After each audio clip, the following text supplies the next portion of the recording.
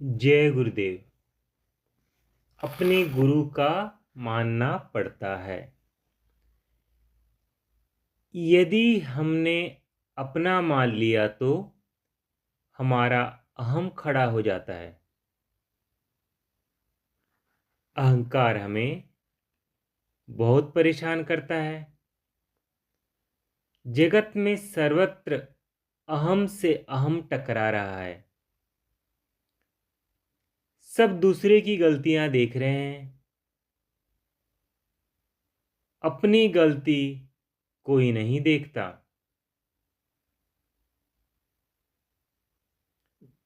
यदि दूसरे की गलती आपको देखना है तो पहले अपनी गलती देखो।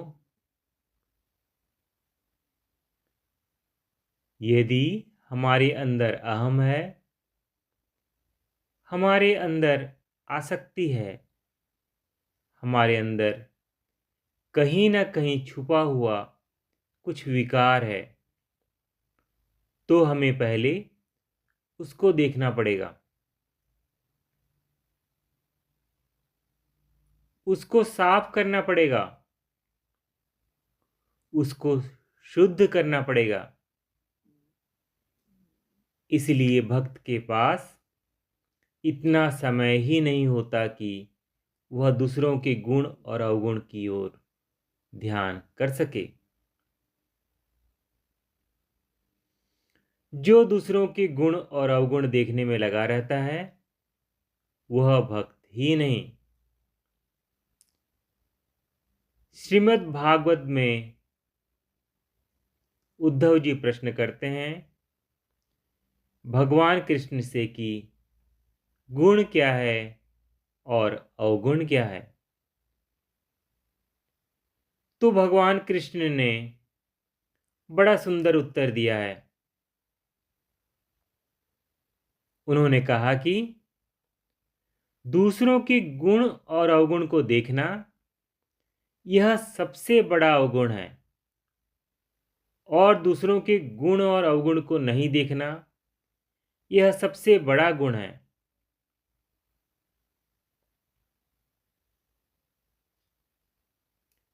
यदि आप विचार करके देखो तो हम सब दूसरों के गुण और अवगुण देखने में लगे हुए हैं। जब हम दूसरों के गुण और अवगुण देखने में लगे हुए हैं तो भगवान के प्रति प्रेम हमारे हृदय में कहाँ से पैदा हो सकता है। हमारे अंदर सेवक भाव कहाँ से उदय होगा। हमारे पास शिष्य भाव कहाँ से आएगा।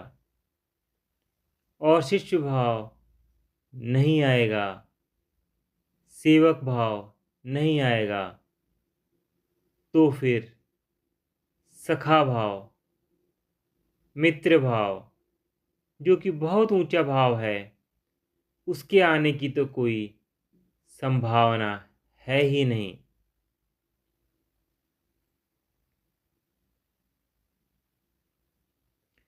करो वही जो प्रिय प्रभु को, तो ही भाव सखा हो विकसित। कहते हैं कि जो भगवान को अच्छा लगे वह करो। अब आपको पता कैसे लगे कि भगवान को क्या अच्छा लगता है और भगवान को क्या अच्छा नहीं लगता।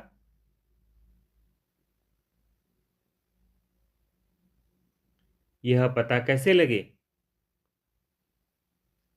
कहते हैं कि इसीलिए भगवान ने आपको विवेक दिया है। उस विवेक का उपयोग करो, सदुपयोग करो। जितना आप विवेक का सदुपयोग करोगे उतना विवेक बढ़ता चला जाएगा। उतनी विवेक के अंदर वृद्धि होती चली जाएगी,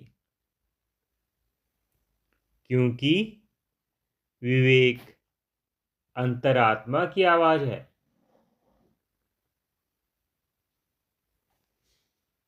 उस आत्मा की आवाज़ में जितना आपका विकार मिश्रित होगा, जितना आपका अहम मिश्रित होगा, जितनी आपकी वासना उसमें मिल जाएगी, उतनी उस आवाज़ के अंदर उस वासना की मिलावट हो जाएगी।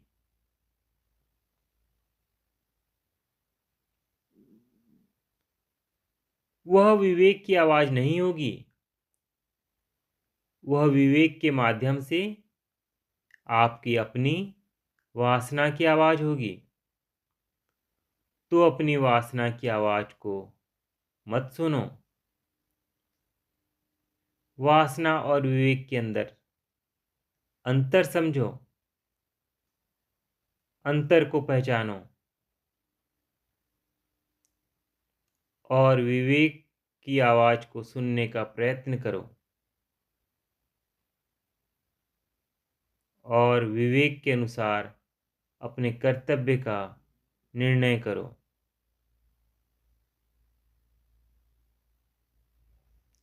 तब आपको सखा भाव एक दिन प्राप्त हो जाएगा।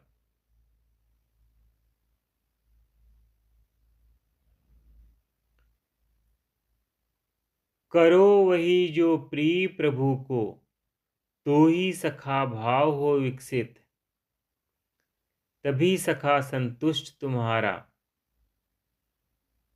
तुम्हारा सखा, तुम्हारा मित्र, प्रभु, तुम्हारा प्रियतम, साजन तभी संतुष्ट होगा।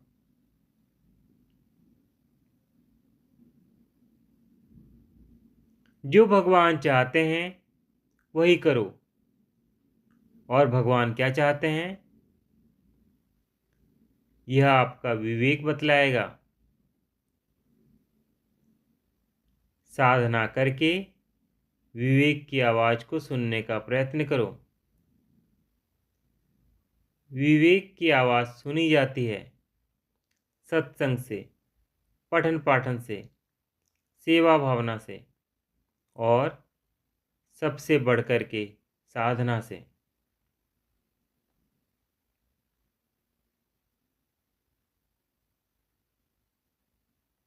धीरे धीरे करके विवेक की आवाज़ आपके ऊपर आती चली जाएगी।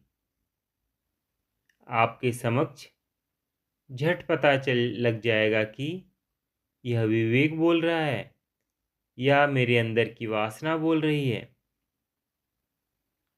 जहाँ आपके अंदर की वासना ने कोई बात आपको समझाई कि वहीं पर विवेक खड़ा हो जाएगा, यह गलत कह रही है, बकवास कर रही है,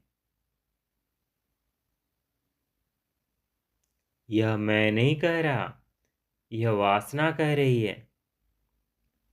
यह वासना है और यह मैं हूँ। वासना और विवेक दोनों आपको प्रत्यक्ष एक दूसरे से भिन्न दिखाई देने लग जाएंगे साधना के द्वारा।